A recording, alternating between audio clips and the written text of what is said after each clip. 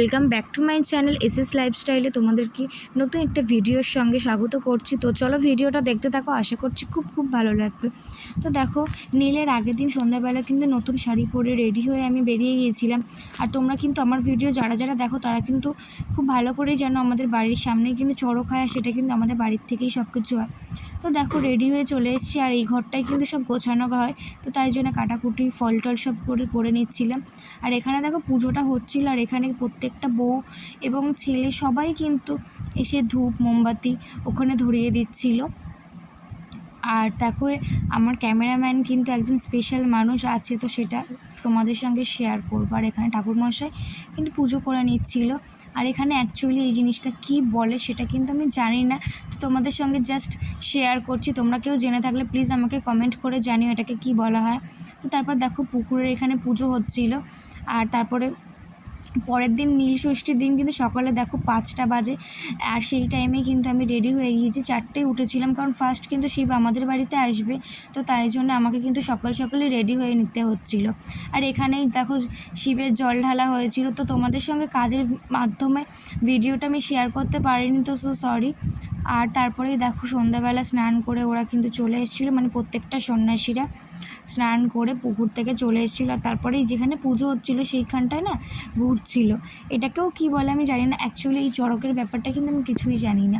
আর তারপরের দিনও কিন্তু ওই যে বেল গাছটা আছে ওখানে মোমবাতি এবং ধূপ ধরানো হচ্ছিলো। তারপর এখানে পুজো স্টার্ট হয়ে গিয়েছিল, আর এখানে পুজো চলছিল। তারপরে রাত্রে কিন্তু হাজরা ভাত দেওয়ার জন্যে সবাই গিয়েছিল, আর আমার শরীরটা খুব খারাপ লাগছিলো বলে তোমাদের দাদাভাই বললো চলো গাড়ি চালিয়ে তোমাকে নিয়ে যায়।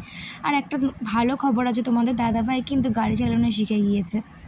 তো তারপর দেখো এখানে এইগুলো করা হচ্ছিল, তো চলো দেখতে থাকো ভিডিওটা, আশা করছি খুব ভালো লাগবে।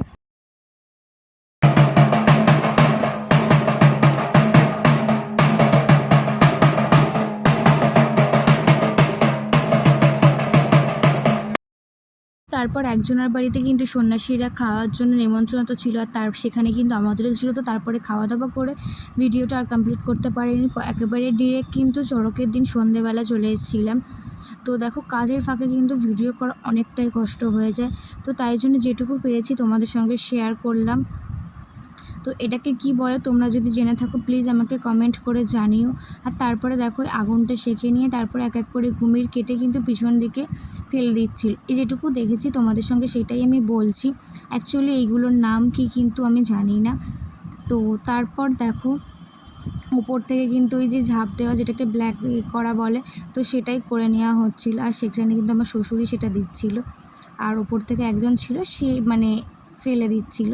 তো তারপর দেখো এটাকে নচি নাচ বলে, তো সেটাই করে নিচ্ছিল ওরা সন্ন্যাসীরা। তো তারপরেই কিন্তু ওরা স্নান করে নেবে, আর তোমাদের দাদাভাইও স্নান করে নেবে। তারপরে পান্তা খাওয়ার নিমন্ত্রণ আছে, তো সেখানে ওরা গিয়েছিল, আর আমি আর যাইনি। আমার কিন্তু ভীষণ টায়ার্ড ফিল হচ্ছিলো, তাই ঘুমিয়ে পড়েছিলাম। তো সবাইকে শুভ নববর্ষ, আর আজকেই কিন্তু পয়লা বৈশাখ, আর আজকেই কিন্তু ভিডিওটা এডিট করে তোমাদের সঙ্গে শেয়ার করব। তো সকালে ঘুম থেকে উঠে দেখো স্নান করে নিয়েছি, আর আজকে কিন্তু আমাদের বাড়িতে অনেক লোকজন খাওয়া দাওয়া করবে এবং সন্ন্যাসীরাও কিন্তু খাওয়া দাওয়া করবে। আর দেখো তোমাদের দাদাভাই চিকেন খাচ্ছে আর আমাকে লোভ দেখাচ্ছিলো, আর ওরা এসে খাওয়া দাওয়া করছিলো, সেই সব নিজের হাতে করতে গিয়ে না ভিডিওটাই করা হয়নি।